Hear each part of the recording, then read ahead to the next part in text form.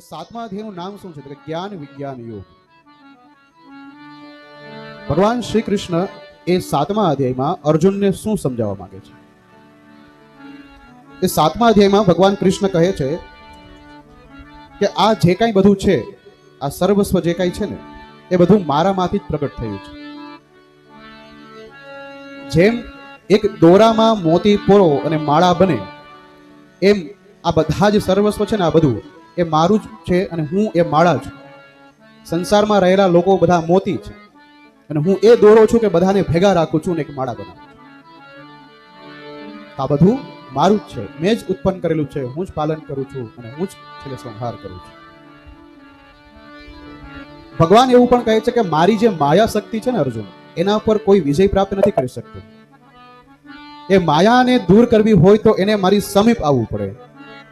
એને પોતાની શક્તિને, એની ઉર્જાને ઉજાગર કરવી પડે, માયારૂપી પડદો દૂર કરવો પડે, ત્યારે મારી નજીક આવી શકે.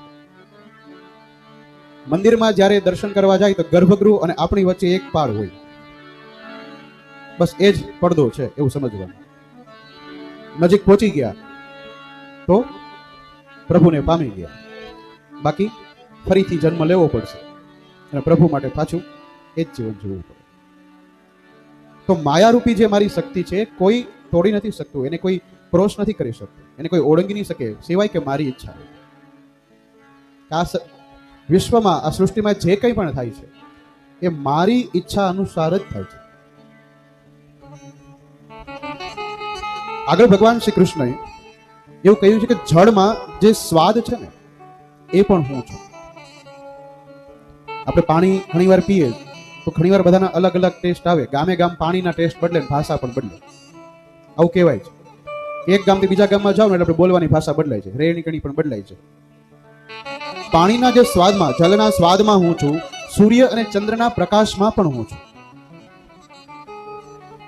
જે બ્રાહ્મણો વૈદિક મંત્ર બોલે છે, એનાથી શરૂઆત ઓમ થી કરે છે ને, એ ઓમકાર પણ હું છું. આકાશમાં જે ધ્વનિ છે, એ ધ્વનિ હું છું. અને મનુષ્ય પોતાનું જે સામર્થ્ય બતાવે છે ને, કે હું સામર્થ્યવાન આ બધું કરવા માટે, એ પણ હું જ છું.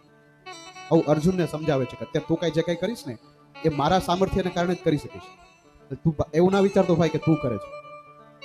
અને એના થકી આપણે ભગવાને સમજાવ્યું કે જે કાંઈ છે તમારું સામર્થ્ય, એ હું પોતે છું, એમાં પણ હું છું. પૃથ્વીમાંથી જે આવતી સુગંધ, જ્યારે વરસાદ પડવાનો હોય, શરૂઆત થાય, એ પેલા કેવી મીઠી મીઠી સુગંધ આવવા માંડે, આપણે ખ્યાલ આવશે કે હમણાં વરસાદ આવશે. એ સુગંધમાં પણ હું છું.